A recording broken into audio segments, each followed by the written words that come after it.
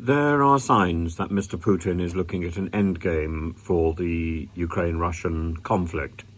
And one of these signs is a decree that he issued today. He signed an executive order today saying that residents of the areas that Russia has seized and that it regards as its own must embrace Russian citizenship or will face deportation. In other words, he's getting rid of anybody who challenges the Russian status quo and setting up the possibility for a plebiscite or referendum in the near future, which will confirm that the residents of Crimea, Donetsk, Luhansk overwhelmingly vote to remain in Russia. It's a fiddle. Of course, it's a legal fiddle. But given the legal fiddles that are being perpetrated by the United Kingdom under Suella Braverman, I don't think we can actually make a moral stand against it.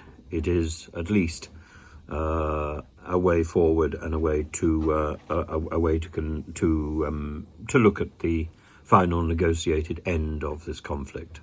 I think that will be some way ahead, but as I say, Britain particularly has failed on the moral stakes, and I don't think has much of a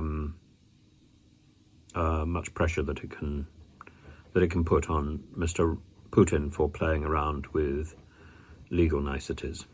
I'm really sorry to say this. I think what Putin is doing is wrong, but I think what Suella Braverman is also doing is fundamentally and absolutely wrong. If we cannot treat honestly in our laws, then our laws are of no real value, and we have no moral authority over others. But those of us who are not making laws, I think, should absolutely condemn Mr. Putin's proposals and make as much noise as we possibly can.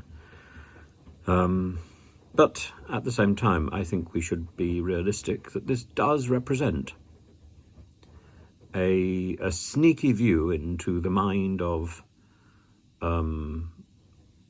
Putin, and a sneaky view into a vision of how he sees the final moves of the game. He is effectively conceding that he will not conquer Ukraine. That's great to know.